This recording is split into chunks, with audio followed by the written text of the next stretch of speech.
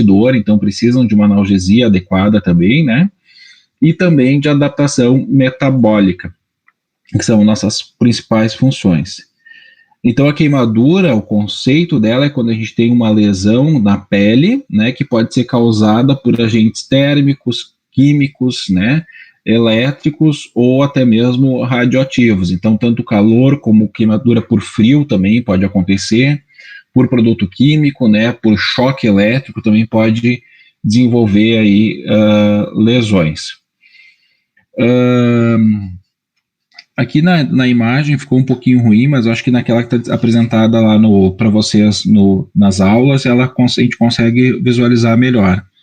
Para pensar um pouco na fisiologia da lesão térmica, a gente vai ter a necrose tecidual, ali onde tem uma zona de coagulação, né, uma necrose por coagulação, onde, por exemplo, como vocês viram lá no ator ali, que eles colocaram um material que simula queimadura que tinha um aspecto mais preto, então mais carbonizado, que são aquelas lesões que a gente consegue olhar e realmente identificar que sofreu ali queimadura.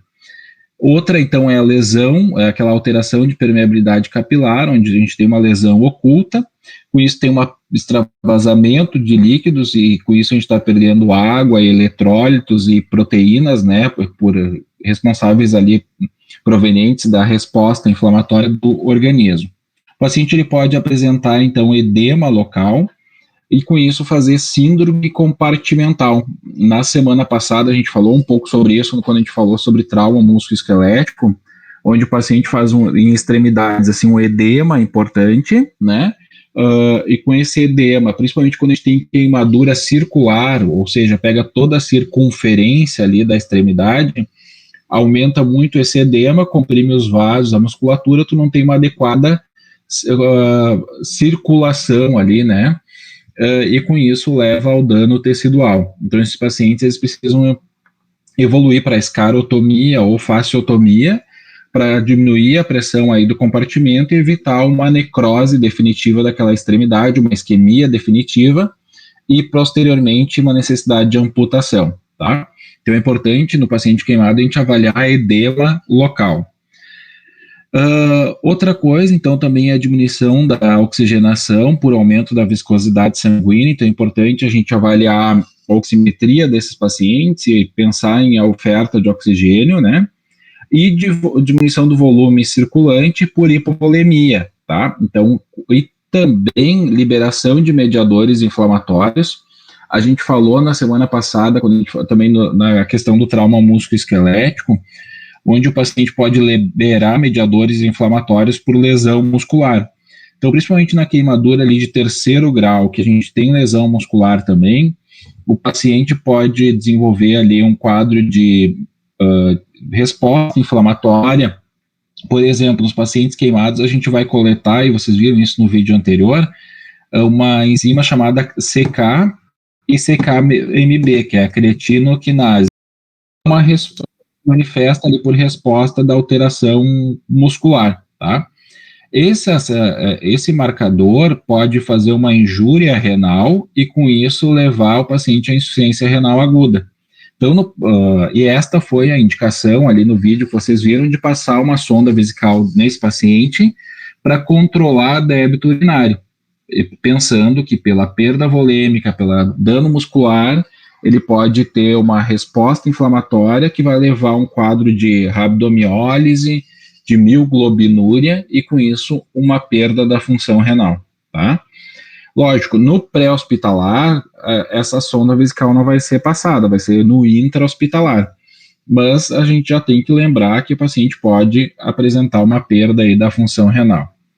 Em relação à profundidade, a gente já falou ali a questão da extensão. Então, na primeiro grau, vocês estão me ouvindo? Sim? Tá. De primeiro grau, acontece lá no verão, né, galera? Quando o pessoal vai pra praia, e aí pensa, agora eu quero ficar na cor do verão, para quando voltar a aula presencial lá, né, eu quero estar na cor do verão.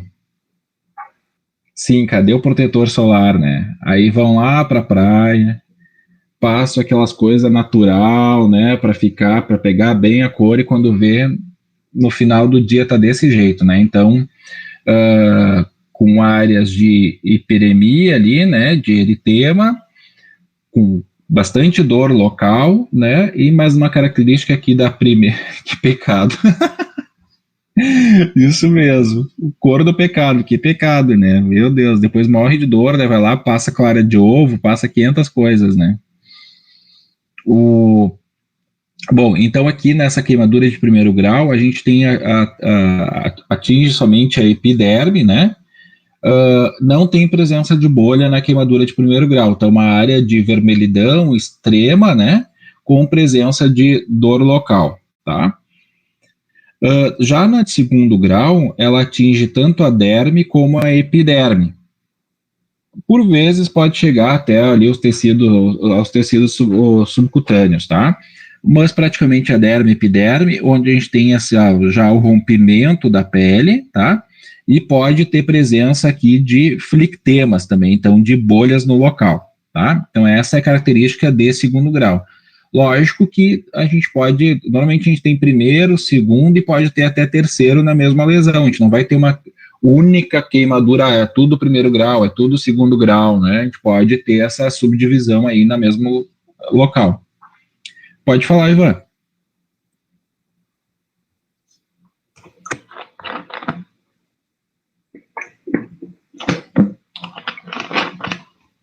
Desculpa, professor, eu cliquei sem querer. Pode falar. Ah, tá bom. Já na de terceiro grau, a gente tem uma queimadura já mais profunda, tá?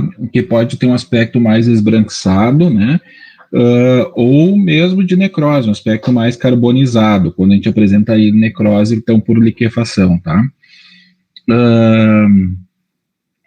Então a gente pode visualizar, por exemplo, aqui, ó, que já tem uma área mais profunda e onde tem um aspecto mais esbranquiçado aqui. Então a gente tem a área um pouco aqui de primeiro, áreas de segundo, onde já tem rompimento aqui da pele, e tem áreas de terceiro, onde já está mais esbranquiçado ou mais preto aqui, né, que é a função da isquemia, tá?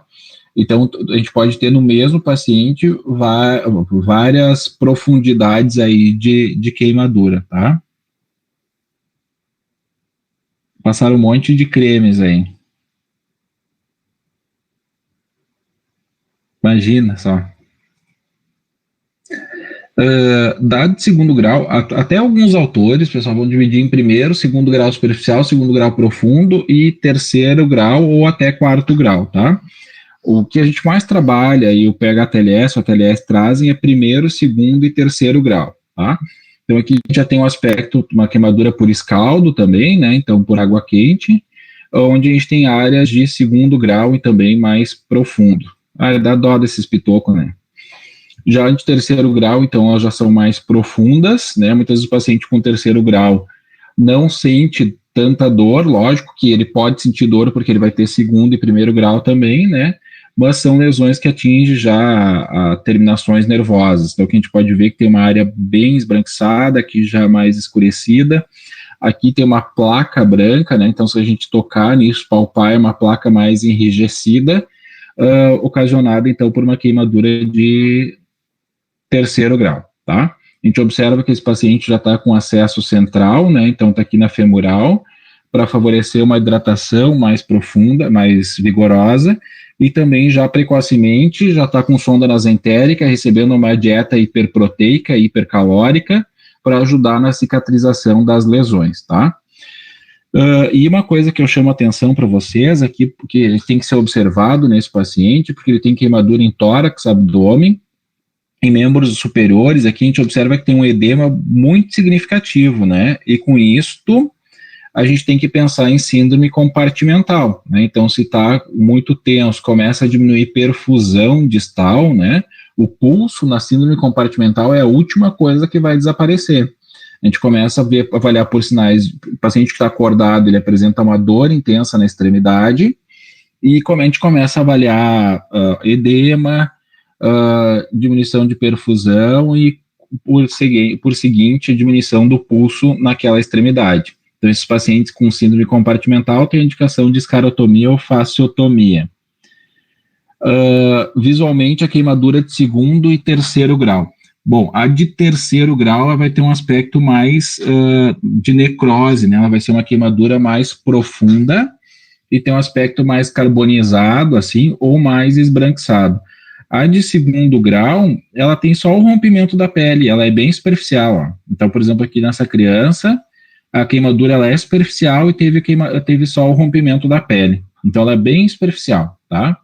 Já aqui de 3º, ela já acaba sendo mais profunda, tá? Bom, quando a gente pensa no paciente, a gente tem, no diagnóstico ali, a gente vai considerar, então, agente causador, foi uma queimadura térmica, elétrica, química, por radiação ou por frio, né? E vai avaliar a extensão da superfície corporal através da regra dos 9, tá? A gente já vai ver isso em seguida. Avaliar, então, a profundidade da queimadura, se foi 1º, 2º ou 3º grau. Avaliar a localização, considerando aquelas áreas funcionais, né, ou esteticamente especiais, como face, mãos, pés, períneo, tá?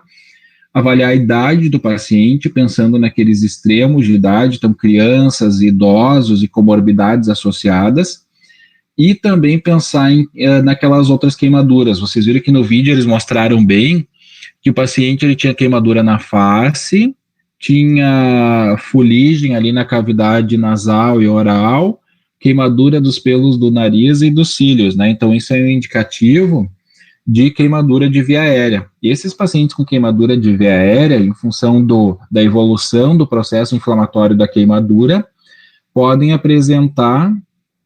Estão me ouvindo?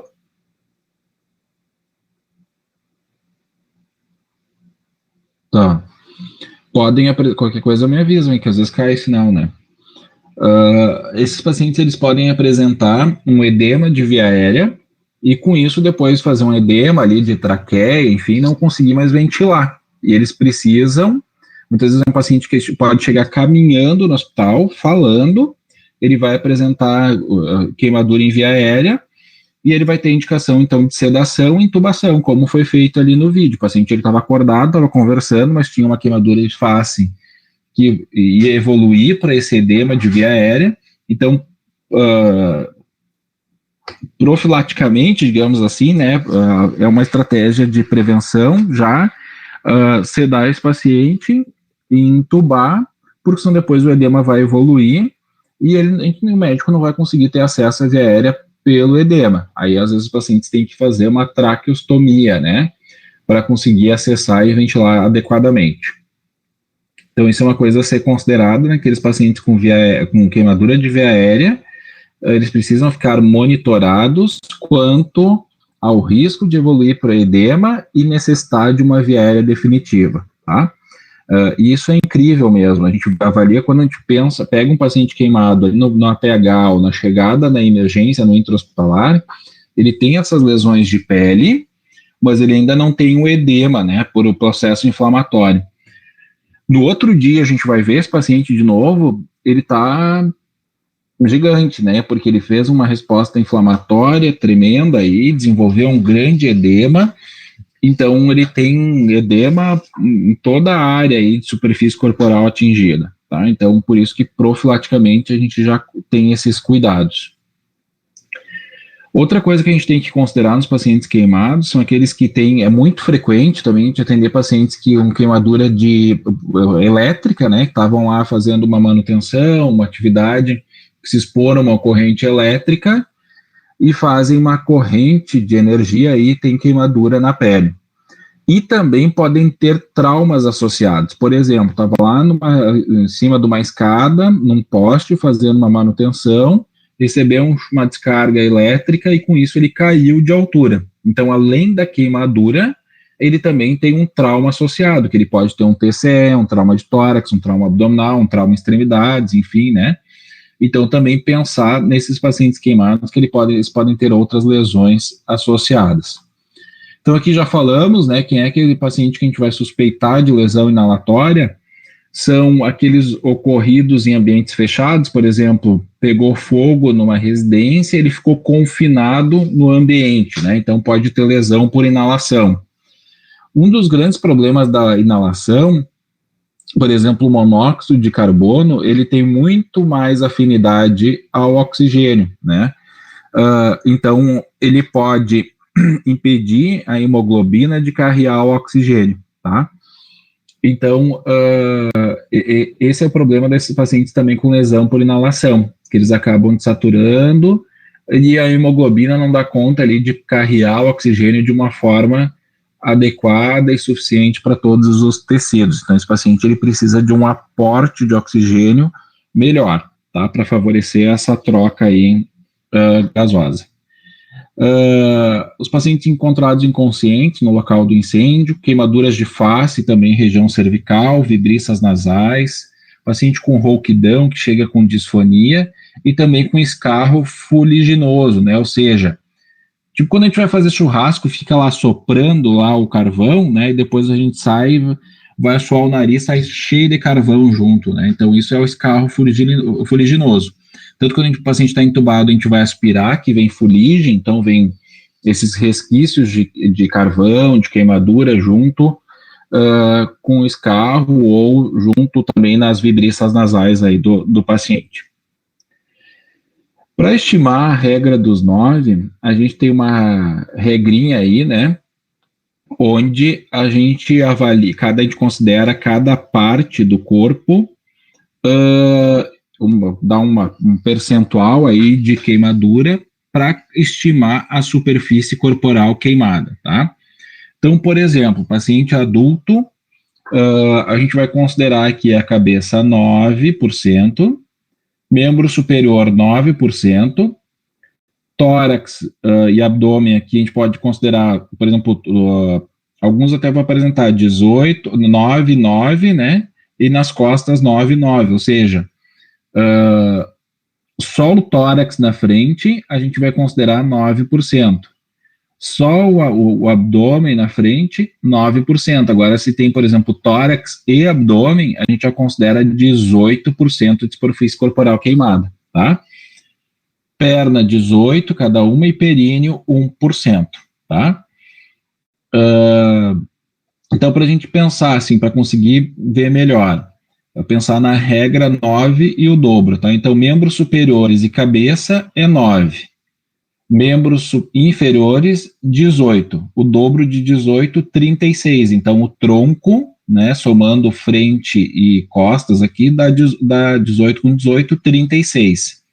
Então, 9, 18, 36. Daí isso fecha 99% e ainda tem o períneo ali com 1% de queimadura. Então, vamos pensar agora numa situação de um paciente que ele teve queimadura em face, membro superior direito e tórax mais abdômen, tá? Então, quanto que ele vai ter de superfície corporal queimada? Na face, ele ganha 9%. Mais membro superior direito, 9%. Mais tórax abdômen, 18%. Se tem dorso também, se tem as costas, na verdade, então daí seria 36%. Mas vamos considerar aqui somente a região anterior. Então, aqui, 9 mais 9 mais 18, ele vai ter o total de 36% de superfície corporal queimada. Certo? Entenderam isso, pessoal?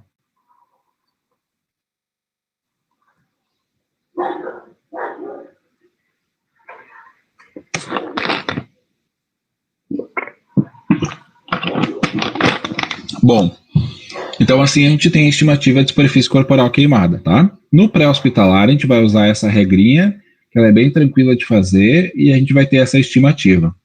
No intra-hospitalar, principalmente nas unidades de queimados, a gente divide mais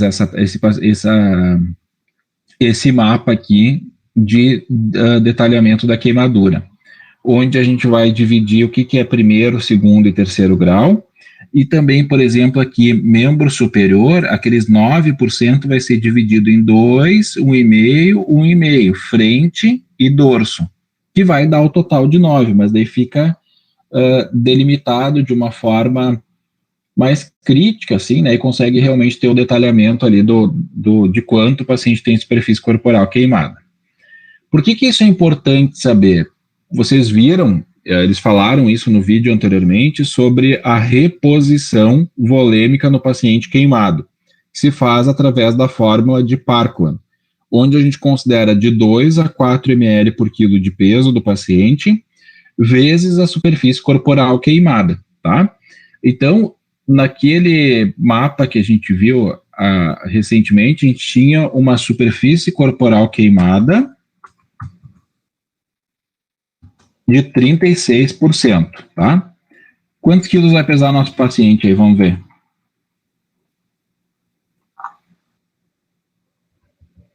79. Então tá.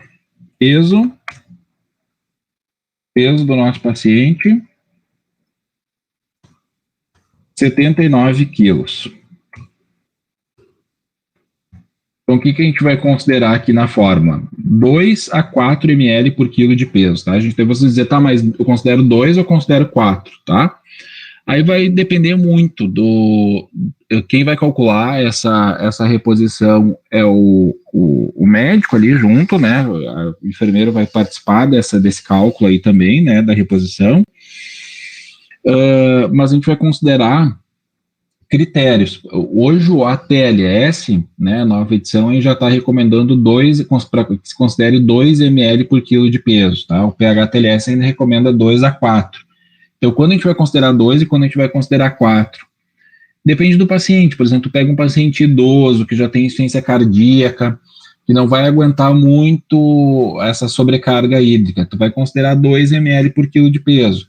É um paciente jovem que tem uma grande extensão de superfície corporal queimada, isso, insuficiência renal crônica, né? Então, essas coisas todas a gente tem que pensar. É um paciente jovem que tem uma grande superfície corporal queimada e tolera essa reposição de volume. A gente vai considerar 4 ml por quilo de peso, tá? Então, agora a gente também vai considerar 4, tá? Então, como que a gente vai montar a fórmula aqui? A gente vai considerar 4 ml, então, vezes o peso que a gente falou, 79, vezes 36%, tá? De superfície corporal queimada. Quanto isso vai nos dar? Vamos ver aqui. Vamos pegar a nossa calculadora. Então, 4 vezes 79 vezes 36. Dá 11.376 ml, tá? O que a gente vai pensar? Que isso tudo, esses 11.376 ml, ele vai receber em 24 horas de reposição, ele vai receber Ringer lactato, né? Preferencialmente em relação ao soro fisiológico, porque o soro fisiológico pode evoluir ali para acidose hiperclorêmica. Então, sempre vai ser, por escolha, se oferecer Ringer lactato para esse paciente, tá? Então, estimando 4 ml pelo peso e pela superfície corporal queimada, ele teria 11 litros de solução para repor em 24 horas. Isso a partir do horário da queimadura. Por exemplo, agora, meio-dia 40, se a queimadura foi lá às 10 horas, né, a metade disso ele vai receber nas primeiras 8 horas aqui, né? Então, a gente já está atrasado. A gente vai considerar a partir das primeiras 8 horas do horário da queimadura e não do primeiro atendimento, né, desse paciente. Esses 11.376 a gente divide por 2, que vai dar 5.688 ml, né? 5 litros, 688 ml. Então, a metade ele recebe em 8 horas, né? Então, em bomba de infusão, lá, a gente vai dividir isso em 8 horas. E a outra metade, os outros 5.688, ele vai receber em 16 horas, que aí fecha o volume total da infusão em 24 horas. Entenderam isso, pessoal?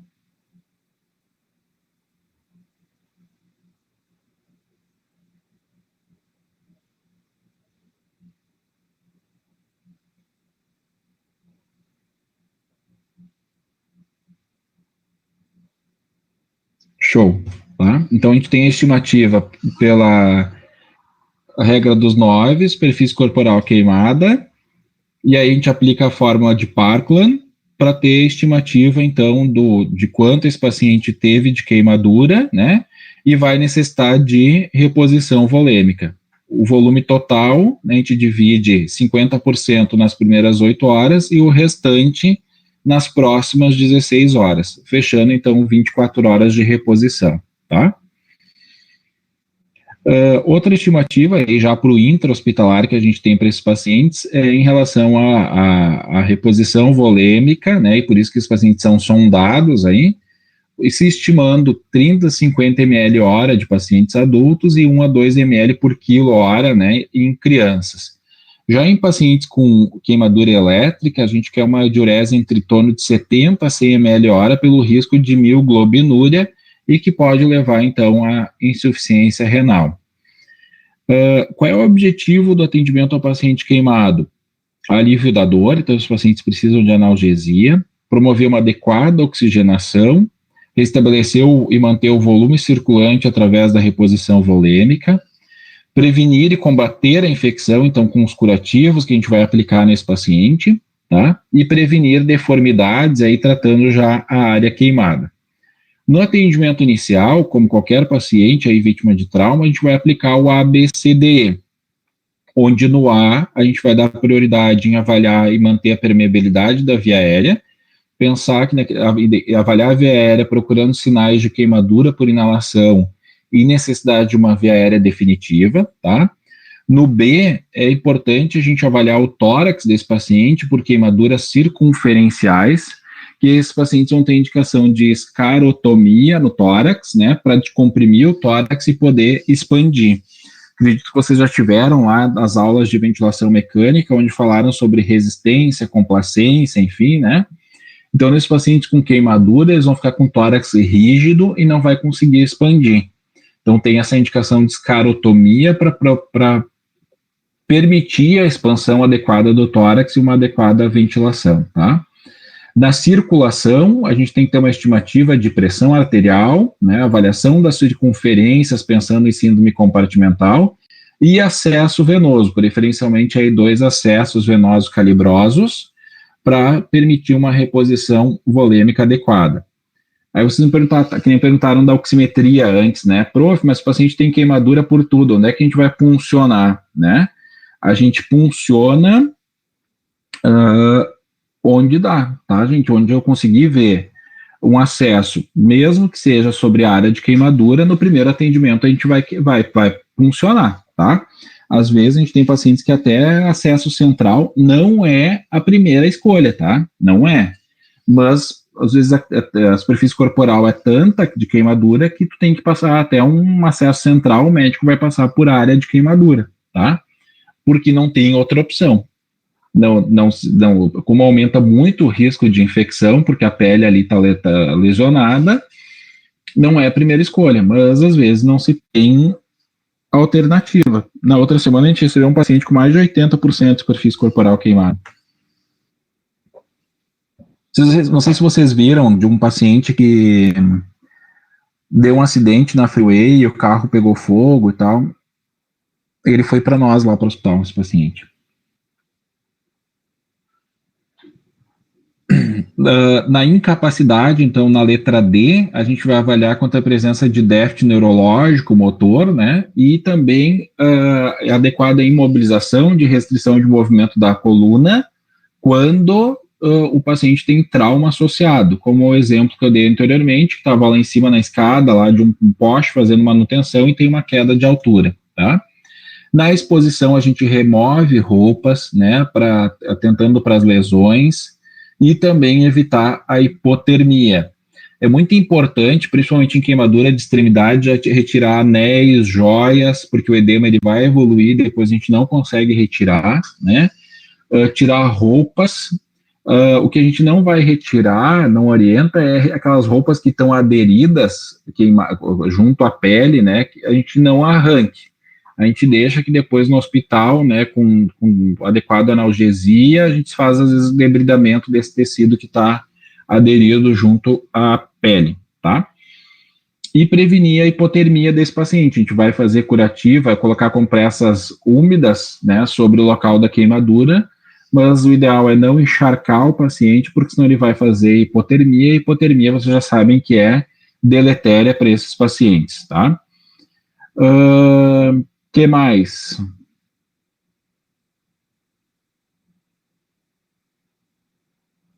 Das bolhas, tá? Inicialmente a gente orienta a não perfurar elas também. Lá no hospital se avalia isso adequadamente e a gente, a maioria delas são desbridadas, principalmente quando já estão rompidas, ali a gente retira a pele, aquela que tá solta, e bolhas grandes também a gente rompe, né, e retira esse tecido. Se orienta também não aplicar nenhuma solução, nada no atendimento desse paciente aí antes da chegada do hospital. Nessa imagem, a gente tem um resumo, né, de tudo isso que a gente vai fazer com o paciente. Então, assegurar uma via aérea adequada para esse paciente, descartando lesões inalatórias, uma sonda nasogástrica para descomprimir aqui o estômago e depois iniciar a dieta precocemente, calcular a superfície corporal para poder iniciar a reposição volêmica adequada. Quando tiver queimadura, então, circunferencial, com suspeita de síndrome compartimental, tem indicação de escarotomia, né, para esses pacientes. Palpar o pulso periférico, pensando em descartar, né, síndrome compartimental. Sonda vesical para esses pacientes para controlar débito urinário. Tratar traumas associados, né. Inicialmente a gente irriga bastante esses pacientes, assim, mas não encharcando, não deixando eles molhados. A gente coloca uma compressa estéril úmida mesmo, com soro fisiológico, né, ou com ringer lactato, que ela vai diminuir a dor do paciente, tá? Então, por isso que a gente faz isso, daí mantém a pele úmida ali e diminui a dor do paciente. Administrar analgesia também conforme prescrição, é feita antitetânica, né? Depois, no primeiro atendimento, são feitos curativos nesses locais da queimadura. E na sequência, depois que passar um pouco essa resposta inflamatória, se começa a área de o tratamento cirúrgico com desbridamento e enxerto. Nas queimaduras químicas, a recomendação é quando for queimadura por produto sólido, por exemplo, soda cáustica, que a gente não coloque água imediatamente, tá? Que primeiro se retire com pano limpo e seco, e depois, sim, que remover o excesso, a gente lava exaustivamente para remover esse produto químico, tá?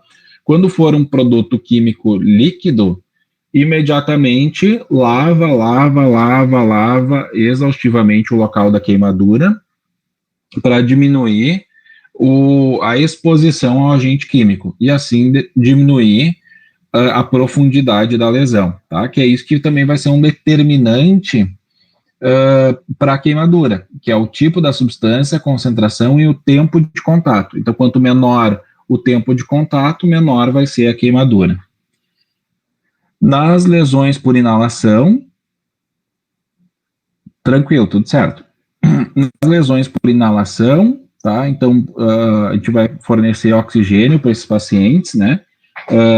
E aí a gente lembra um pouco sobre aquele caso lá que até hoje a gente ouve aí falar sobre um incêndio na Boate Kiss, né? Onde morreram várias pessoas. Aqui tem algumas imagens aí, né? Que muitas pessoas acabaram morrendo, não em função da queimadura em si, né? Mas sim pela intoxicação por cianeto, né? E aí acabaram evoluindo aí para uma insuficiência ventilatória e, infelizmente, aí evoluíram para óbito, tá? E, por fim, tiveram mais lesões por queimadura, quem ficou lá dentro não conseguiu sair. A escarotomia, para mostrar uma imagem aqui para vocês de como ela é feita, né? Então, na verdade, aqui a gente tem uma queimadura circunferencial, né, no membro inferior, onde tinha uma síndrome compartimental. Então, o médico vai com uma lâmina aqui de bisturi e faz um corte até o tecido subcutâneo aqui, tá? E isso permite expandir, né, essa extremidade, diminui aquela pressão que está acontecendo sobre os tecidos, sobre os vasos, e assim melhora a perfusão dessa extremidade, diminui o risco de isquemia, tá? Aqui mostrando no tórax do paciente, então também onde é feito, né, sobre a região torácica, para permitir uma adequada ventilação para esse paciente. E a fasciotomia, ela já é mais profunda, ela já entra lá no músculo, entre a fáscia muscular, tá? Este paciente é um paciente vítima de uma descarga elétrica, então um choque elétrico, tá? Aqui também tem uma corrente de saída, tem até exposição de tendão aqui na corrente de saída.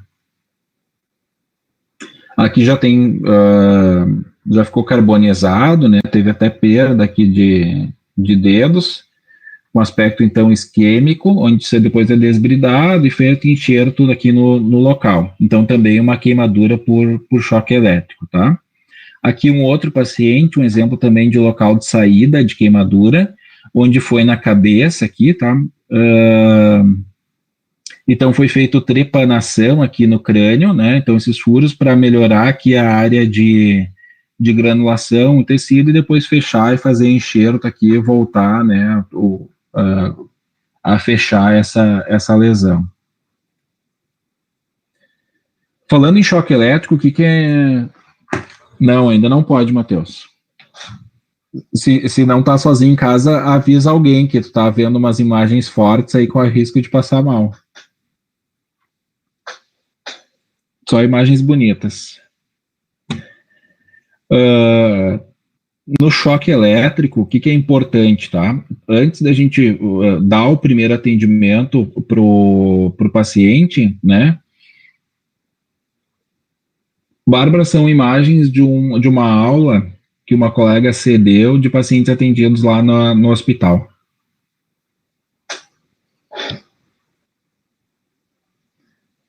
O do choque elétrico ali, então, a gente tem o importante para esses pacientes, né, antes de iniciar, deixa eu só tomar uma água.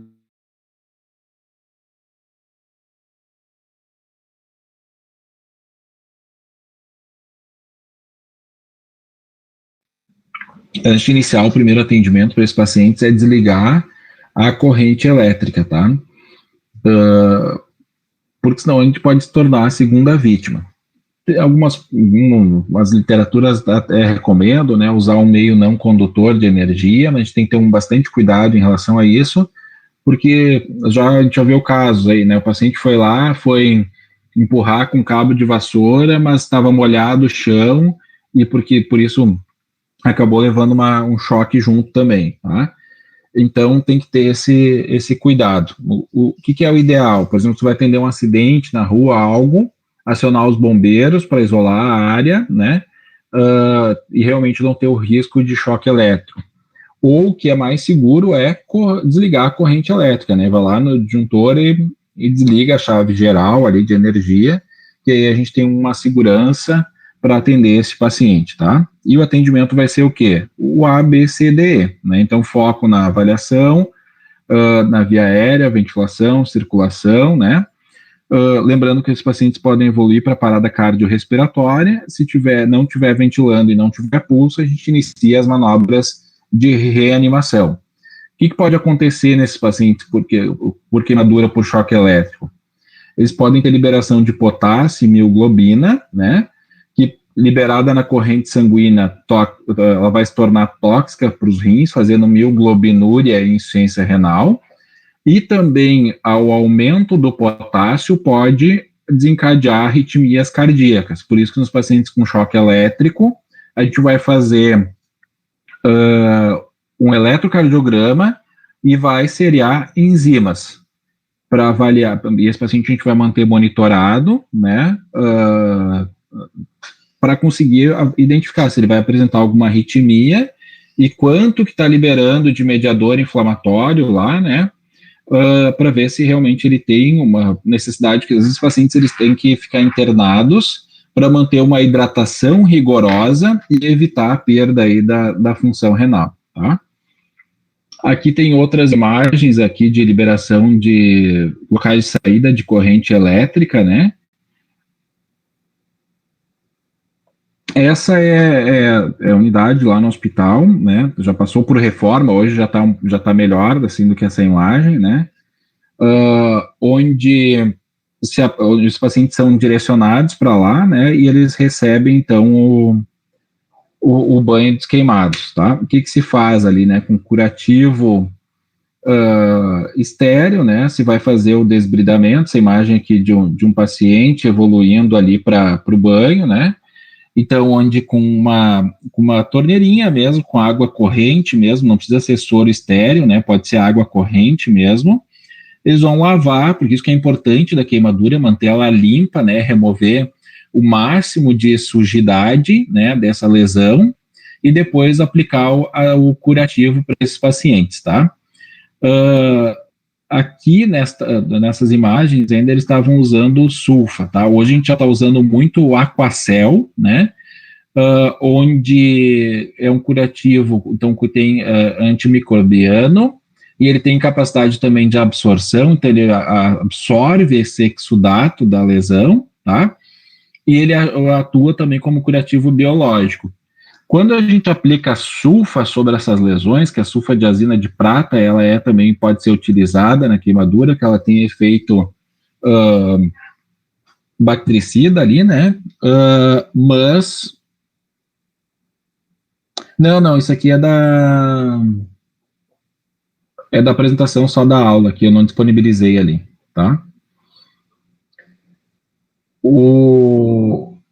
Então, quando a gente aplica sulfa nas lesões, obrigatoriamente a gente tem que fazer a troca de curativo 2 vezes ao dia, para remover o excesso ali, né, dessa sulfa, porque senão ela pode oxidar, e aí aumenta o risco de colonizar e fazer infecção, tá?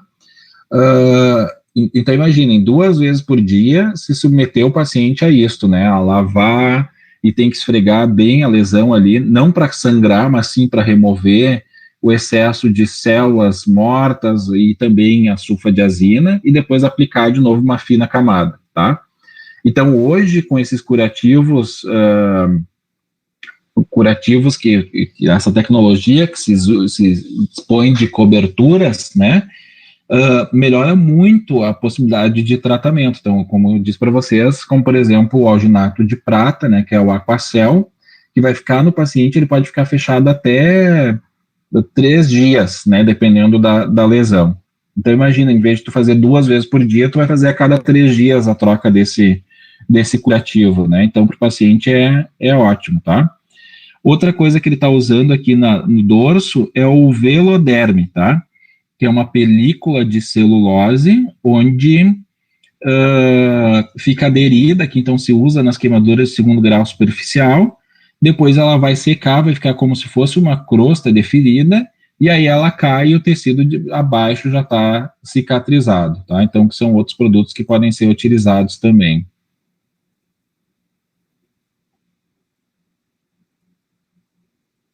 Aqui só mostrando o transporte desses pacientes também, né, que a gente tem que tentar manusear o mínimo possível, né.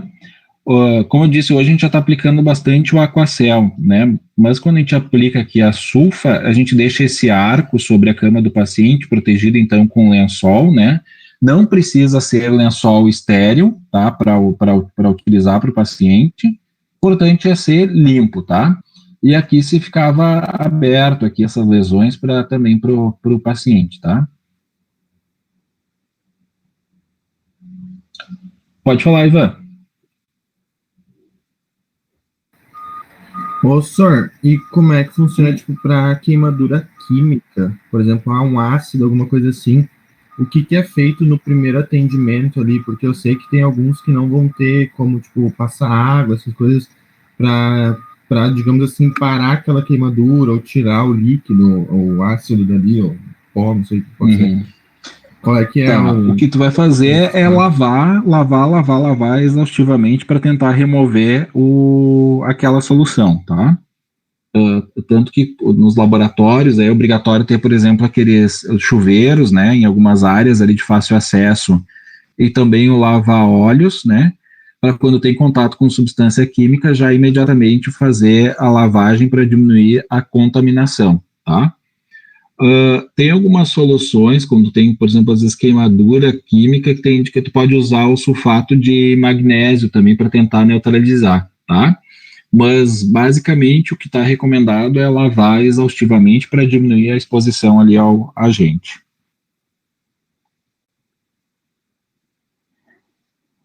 É isso mesmo ali, tá? O arco é para no sentido de não grudar o lençol, né? Não ficar, poder colocar o lençol aqui para não ficar exposto e não aderir aqui à lesão. Essa é a ideia.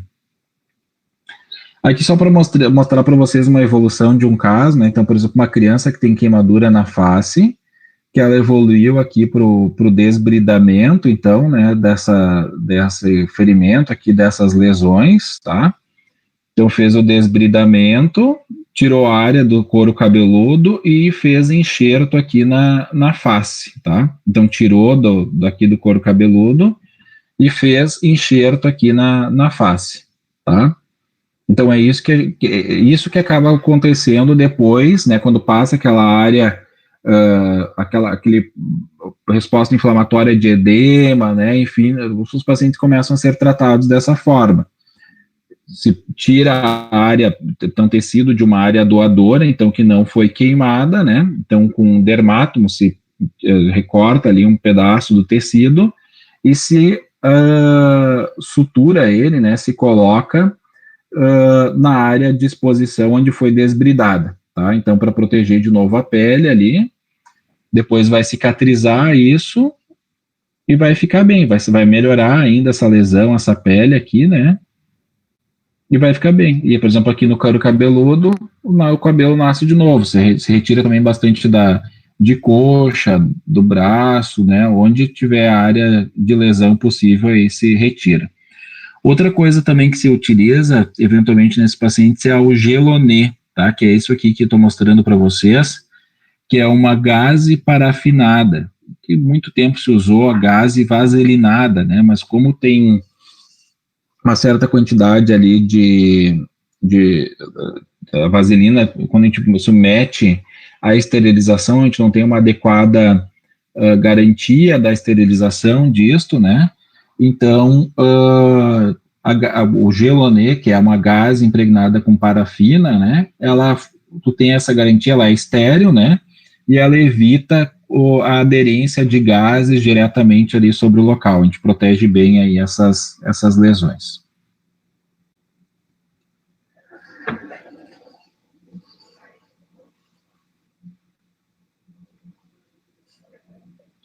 Certo, turma? Alguma pergunta aí?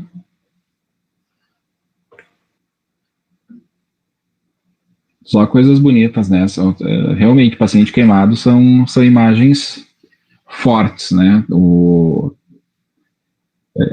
É muito ruim, assim, atender esses pacientes queimados, porque eles têm bastante dor, né? E são lesões feias, muitas vezes agressivas, né? Principalmente na UTI. Mas é bacana, assim, de tu atender o paciente queimado e se torna gratificante depois daquela fase ali do enxerto, de tu conseguir aliviar a dor, trazer o paciente de novo por exemplo, tem uma queimadura em membro superior, de tu poder tornar funcional de novo essa extremidade para o paciente, né? Tanto que na unidade de queimados, a gente tem fisioterapia e tem também terapeuta ocupacional, onde ela, através de órteses, né, ela que às vezes mesmo ela fabrica, ela consegue trabalhar a mobilidade dos pacientes. Então, os pacientes com queimadura na mão, cria dispositivos que possibilita com que o paciente mesmo consiga se alimentar, né? O cheiro não é muito agradável, não.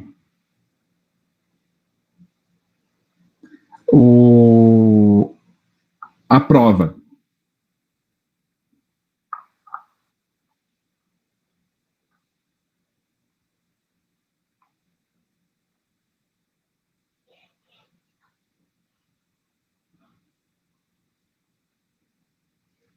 Esses dias no Natal, gente, o Natal, a gente tem às vezes aquelas datas que são inesquecíveis, né? Para mim, agora foi o Natal do ano passado, que eu estava de plantão, e avisaram que estava vindo uma criança queimada, em que não tinham chamado o SAMU, mas quando o SAMU chegou no local, eles já tinham saído, já estavam indo para o hospital. E do que ligaram avisando, a gente recebeu uma criança de 2 anos que caiu dentro de uma churrasqueira. né?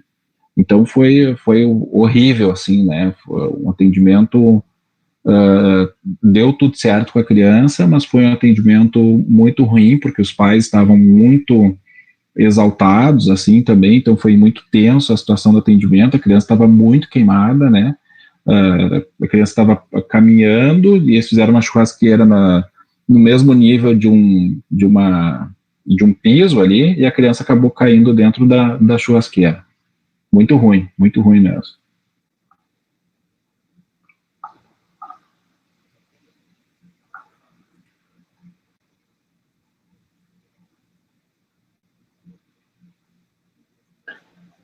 Isso também tem as histórias. Eu atendi faz umas 2 semanas um paciente que eu também, a mulher que brigaram lá e a mulher tocou fogo nele. E sempre tem as histórias.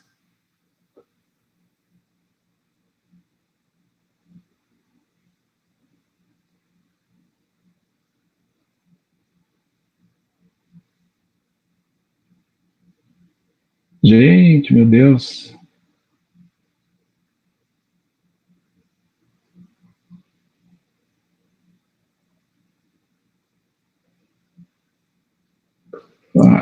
As histórias de queimadura aí também tem. Esses dias vieram um casal, que eles estavam num ritual religioso, daí também não deu certo lá a fogueira, explodiu e também se queimaram.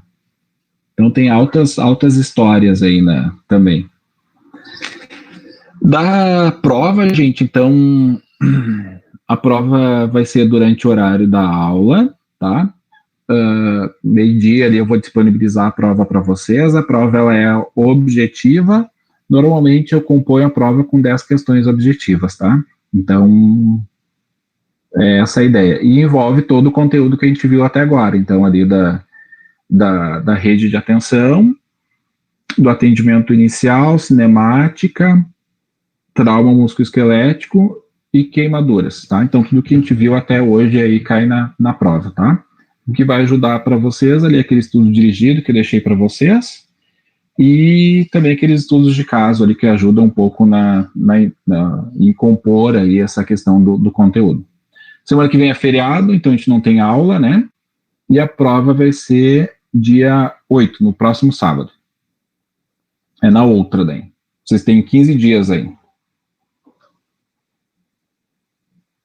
Vai ser no Black mesmo. Vocês vão entrar ali meio-dia na aula, né?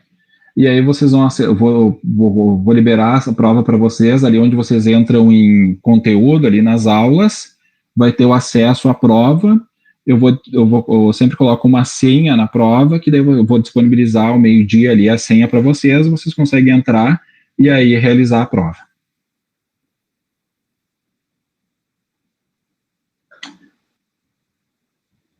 Certo, turma? Mais alguma dúvida aí, mais alguma questão?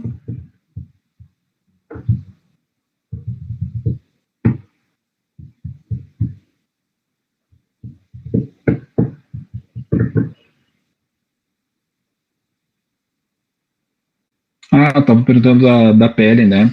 Tem vários estudos, tá, gente, sobre queimados. Já usaram, tem já um grupo que está aplicando aí a pele de tilápia, já tem grupos que aplicaram até tecido de placenta, enfim, tem vários estudos aí tentando utilizar como curativo biológico algumas questões, né? Mas ainda nada validado aí realmente que se tem utilizado. Tudo estudos aí iniciais. Os conteúdos que caem são os que a gente viu até agora. Então, é aula 1, 2, 3, 4. A 1 é a rede de atenção, né, os aspectos éticos e legais. 2 é cinemática. 3, atendimento inicial. 4 é ferimentos ali, trauma musculoesquelético. E 5, queimados. É isso aí.